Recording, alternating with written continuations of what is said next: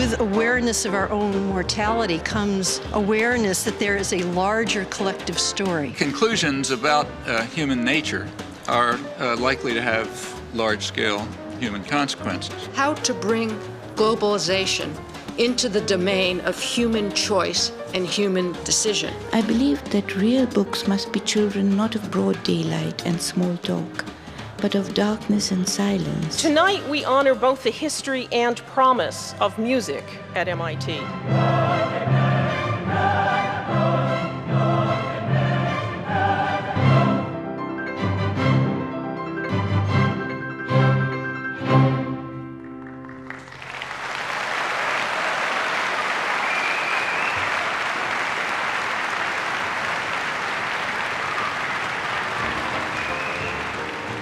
Welcome to the 50th anniversary celebration of the MIT School of Humanities, Arts, and Social Sciences.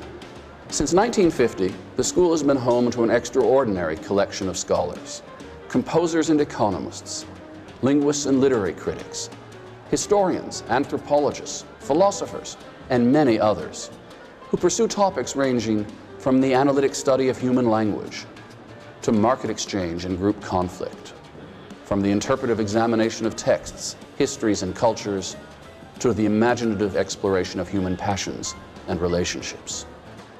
It's my hope that after watching these video highlights, you will have a deeper sense of the contribution to knowledge that comes from the MIT School of Humanities, Arts, and Social Sciences.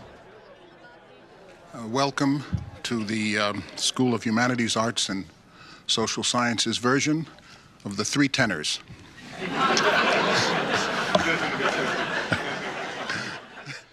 Language is a process of free creation, and I'm quoting, "Its laws and principles are fixed, but the manner in which the principles of generation are used is free and infinitely varied," end of quote. The quotation is from Noam Chomsky, and the import is that language, an important, perhaps the most important aspect of human nature, is quintessentially infinite creativity within a finite set of boundaries. The topic of this afternoon's symposium is, of course, of perennial importance because everyone has a theory of human nature. Everyone has to predict how other people will react to their surroundings, and that means that we all depend on theories, explicit or implicit, on what makes people tick.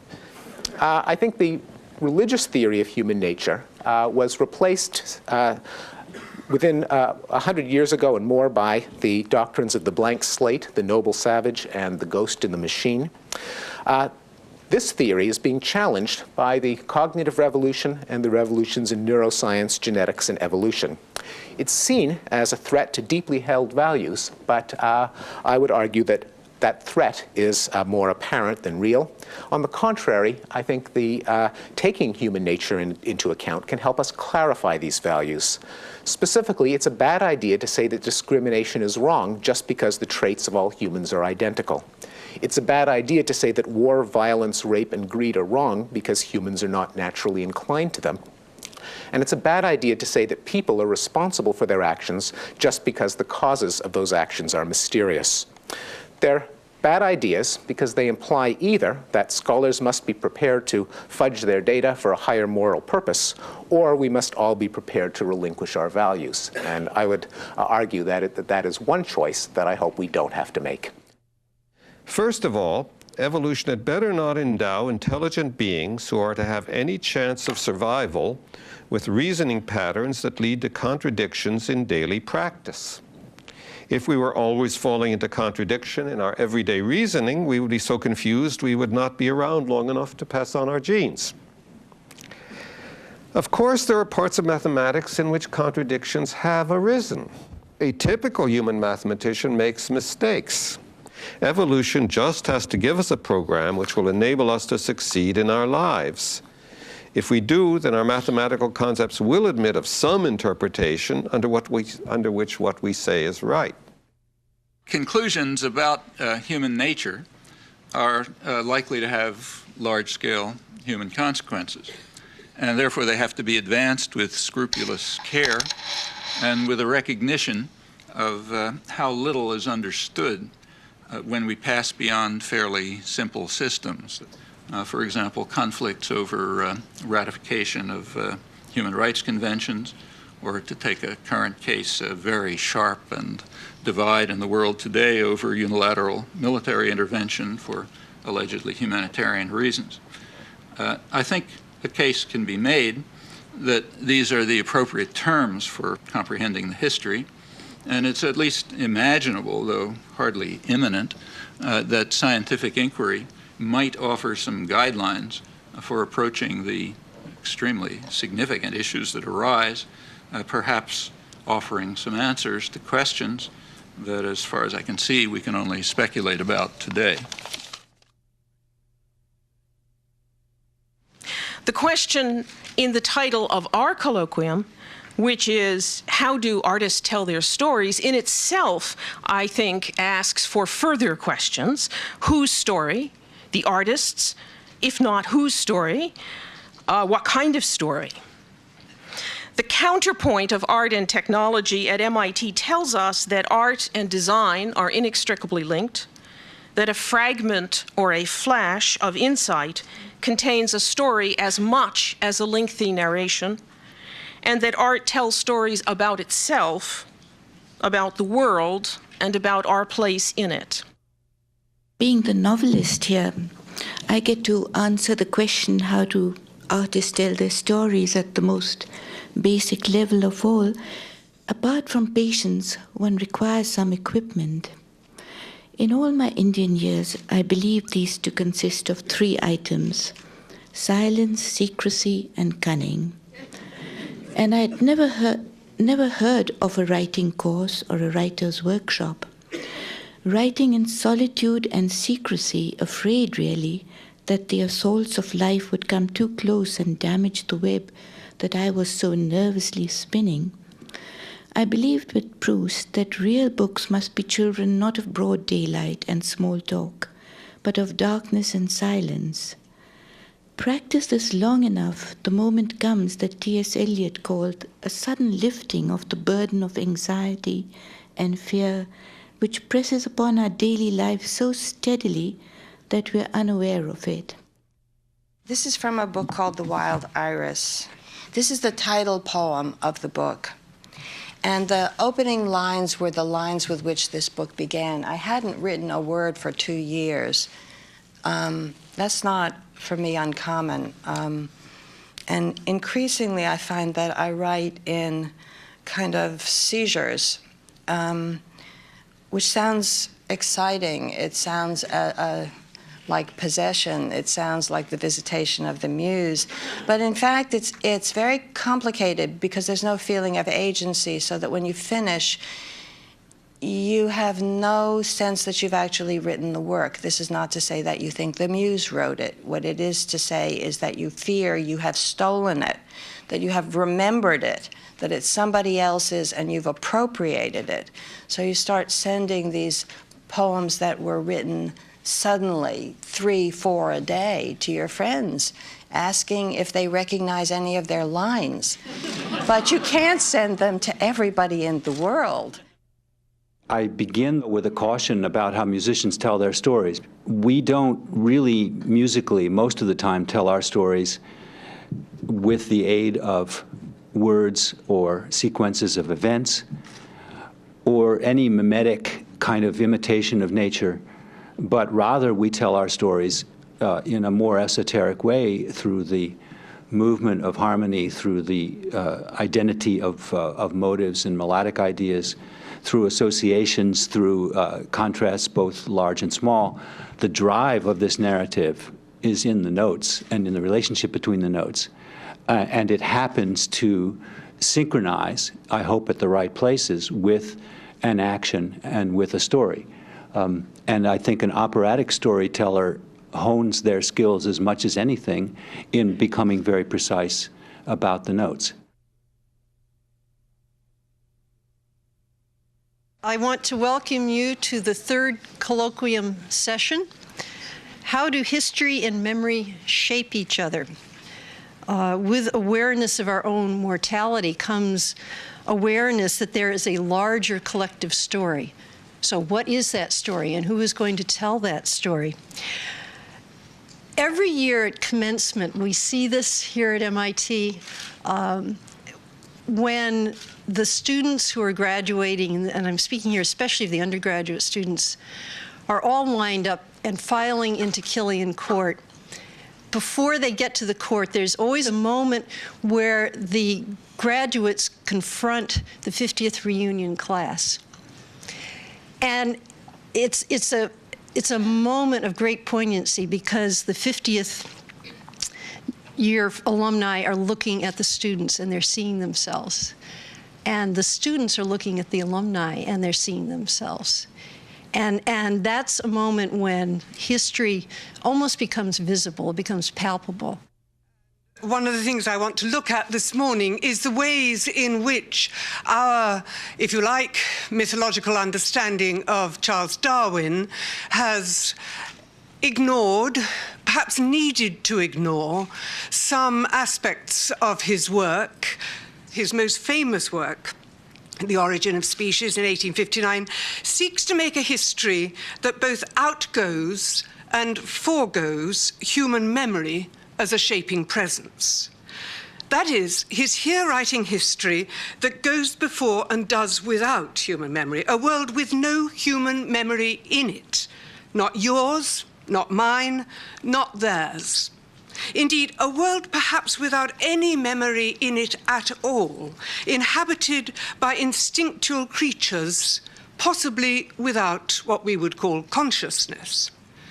How Darwin would have rejoiced at the discovery of DNA, with its demonstration of profound genetic continuities and individualities. Our assignment here, as I understand it, is to reflect on the complex relationship of memory, myth, and history. After the War of 1812, a new generation of Americans had risen to power, and it was anxious to keep the memory of its revolutionary fathers from being lost.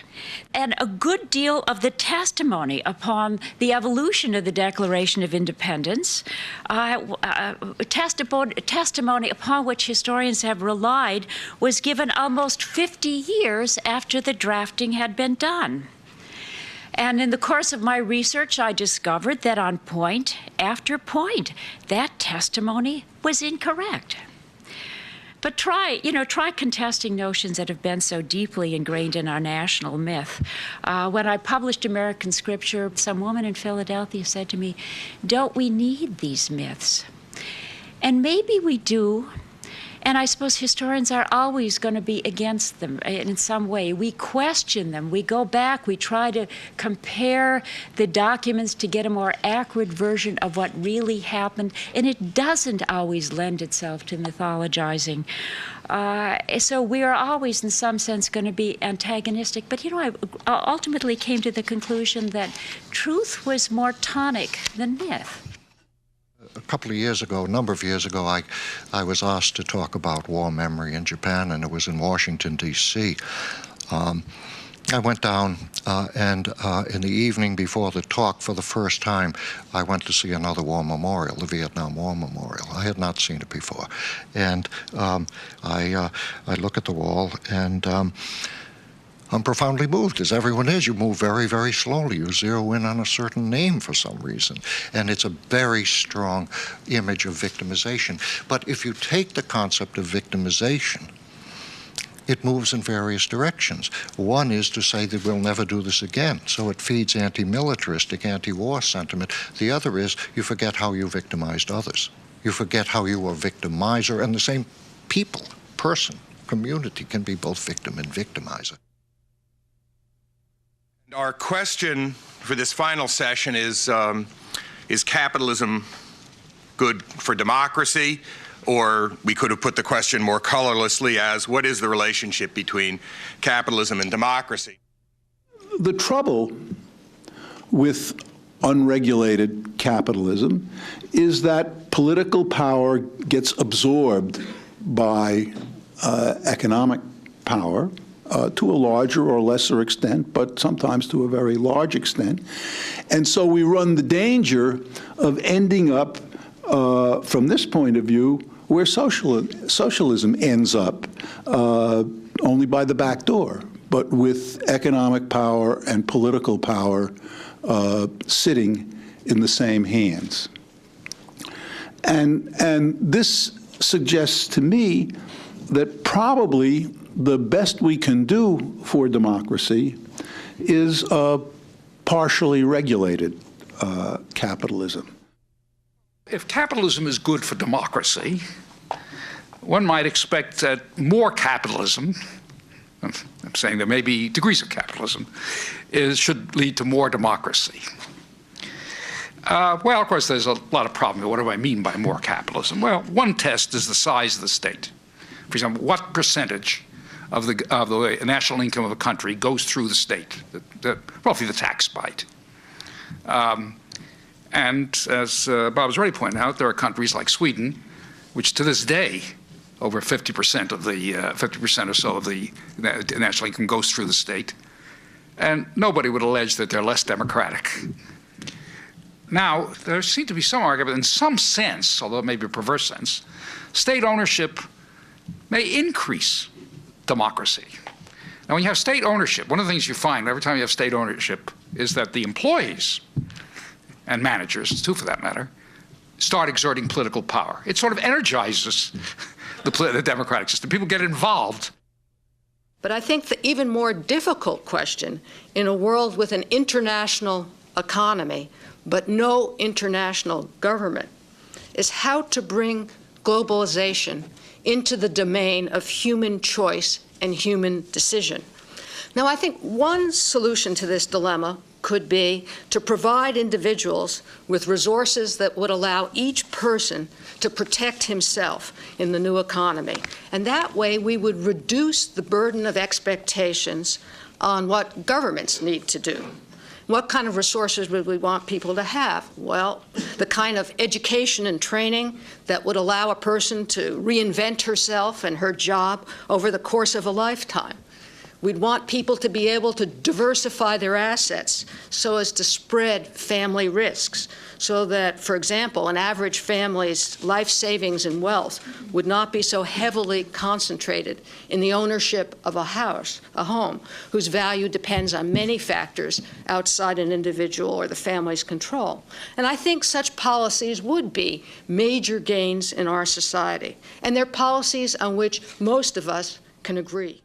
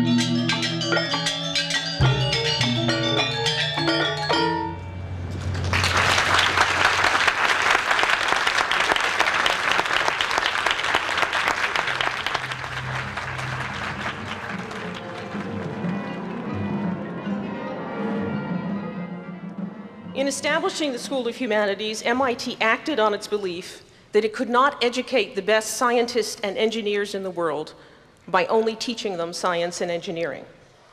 Tonight, we honor both the history and promise of music at MIT, with more than 200 currently enrolled students in performance on the stage.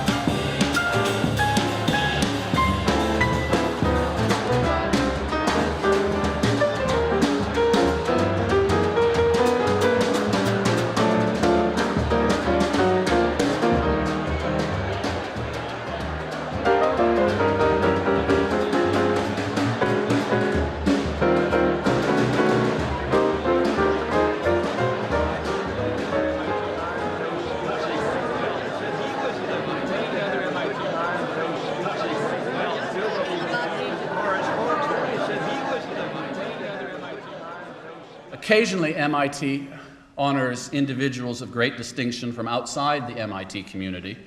I'll give you two examples. In 1949, MIT honored Sir Winston Churchill by giving him an honorary lectureship.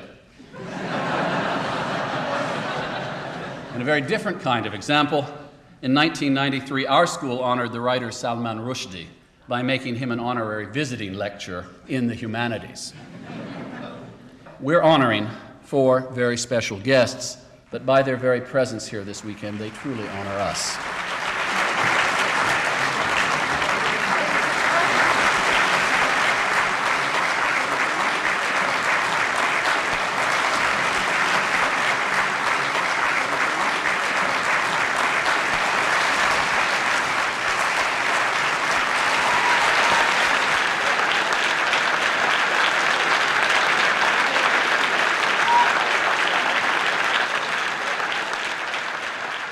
We are entering an age in which science and technology will play an increasing role in an ever-growing number of dimensions of our lives. MIT as an institution and MIT as a teacher of the young men and women who will lead in this age must sustain the excellence of its School of Humanities, Arts, and Social Sciences. You must always be an integral and essential part of that core which makes MIT a great and unique institution of higher learning. I have come tonight to announce a decision. It is my honor to announce to you the Kenan Sahin Fund for the MIT School of Humanities, Arts, and Social Sciences. Kenan.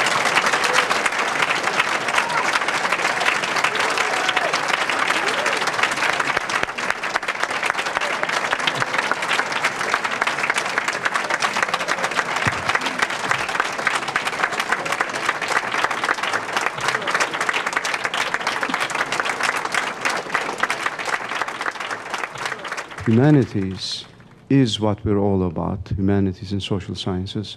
And I'd always viewed science and technology as humanizing in a true way, because it's through science and technology that we remove the tyranny and the veil of ignorance that fosters so much oppression and so much fear and anxiety. It's only when those negative feelings are removed and lessened that we understand our full humanity and express it.